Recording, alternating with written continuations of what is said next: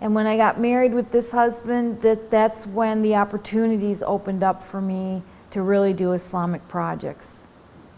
With the other husband, I mean, it was still, we were like both like kind of young and like we didn't have too much money and just going along, and then we had kids and jobs and everything. And then when I got married to this husband, I didn't have to work. So that's when I started putting all my Islamic ideas into action. So the first thing I did was, there was a refugee community that was coming here in Dallas. I used to live before in Pasadena, California. After Chicago, I moved to Pasadena, California. And I went to law school there. And I had my kids, and I was a receptionist at the Islamic school where my kids went to school. And I went to law school at night. And then after I graduated from law school, I got married with Dr. Taha like 2 days later. And then I never practiced law. And I didn't have to work. And it's like a law gave me everything I would have had like as a lawyer, and I didn't have to work. A nice house, nice cars, vacations, everything like this. And so there was a refugee population that was coming in Dallas, and I had met one of Dr. Taha's friend's wife. And she said, you really should, get involved with me. There's like people in need. So I went to the first family. It was like one of the very last Bosnian families to come in America. That was the first family that I helped. And I really liked, whatever they needed, I'd take to them or just visit them. And that was 1998. And then 1999, the Kosovo people were coming. And there was like 1,000 of them coming to Dallas area. And the original lady that I had worked with, the Bosnian family, she went and worked with another organization, and then I got left with all the Kosovar families like by myself. So I ended up like helping a ton of those families. That took like 5 years, like in their resettlement process. Then after that, the Somali Bantus were coming from Somalia, and they were like 99% Muslims. So Catholic Charities called me, and they said, you better come, we're having a meeting. There's this big group of people coming from the camps in Kakuma, Kenya. Because they knew I had already worked in Kenya and stuff like that. So I went to the meeting, and then that was it. And then all those population of people were coming. And now I'm like the African specialist, and I do help refugees with resettlement from all different countries.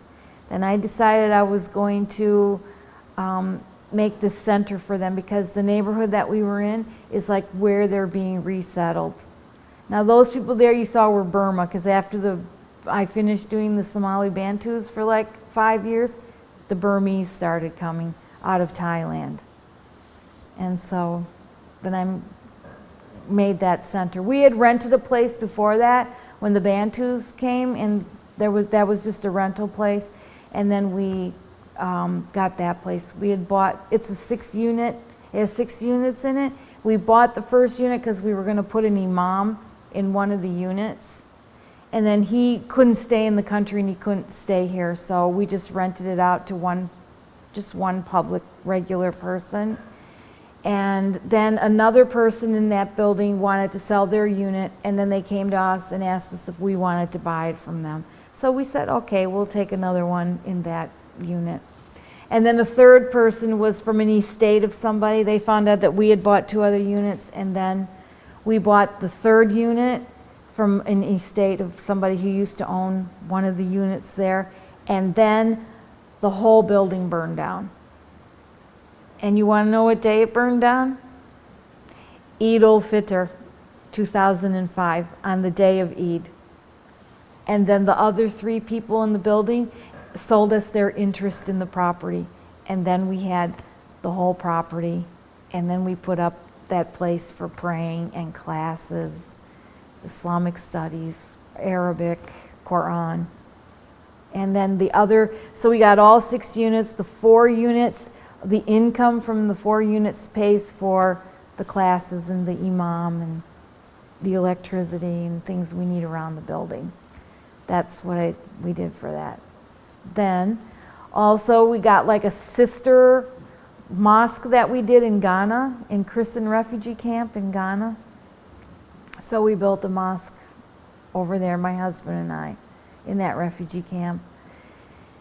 And then also now we recently got involved with Ihsan Foundation for West Africa, and we built a school in Sierra Leone.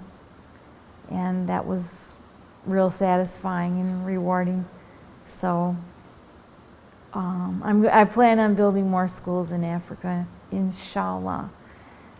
So that's what I've been up to for the last 13 years since I got married with Dr. Taha.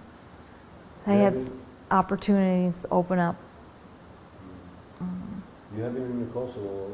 Yes, I went to Kosovo on a vacation. I went to Greece and Turkey and Kosovo one summer. What do you know about Istanbul? What do you think? About Istanbul. Istanbul? Oh my God. It's one of my favorite places in the whole world. I've already been there 4 times. I'd love to go again. It was a fascinating city. I've been all over, and like all the mosques and Hagia Sophia and the cemeteries and Topkapi Palace and all over the city. It's great. On the Bosphorus? Yeah, and it was a fascinating city. Love it there. Have you been in Hajj? Yes, I've been on Hajj 2 times. 2 Umrahs and 2 Hajjs. The first time I went on Hajj was in 1991. I became Muslim in 87, so I was like really excited to do all the pillars of Islam.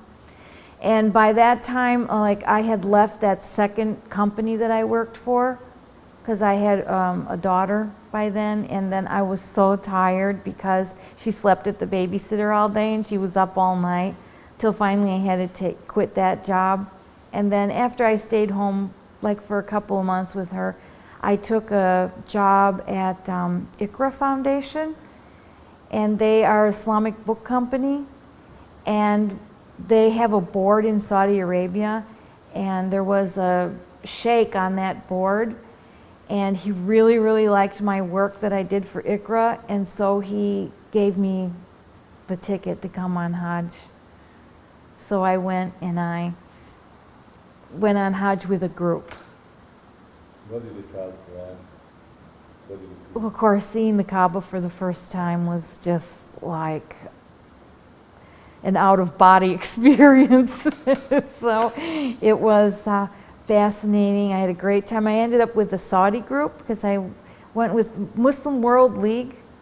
They took me around to all the different sites, and then I went on Hajj with a group from Saudi Arabia, and I was just kind of like by myself, sort of, but but I was with them, and they tried to include me in everything, and it was, I just can't believe I did it, because I had 2 little kids at home, but I wanted to do it really bad, so I went, and I'm really glad that I went. And I made dua that I could come on Hajj with my kids in the future. Just made dua while I was there. And 15 years later, I went on my second Hajj with my husband and children, and it was another awesome experience. I don't know how else to describe it. It's really hard. You become like a praying soldier because you pray so much, but it was cold, which is interesting because I hadn't been in Saudi Arabia when it was cold. And I went on 2 Umrahs too. 2 Hajj and 2 Umrahs. Mm-hmm. Allah bless all Muslims. Mm-hmm. Comparing the East and West cultures, what are the similars and differences? Because what's not easy to understand personally. No. Well, there are so many similarities between the East and the West. In my opinion, there's not hardly any differences. I've had several visitors here at my home with State Department visitors from Russia, Azerbaijan, Turkmenistan, Tajikistan, And we found that we were like so much more alike than we were different.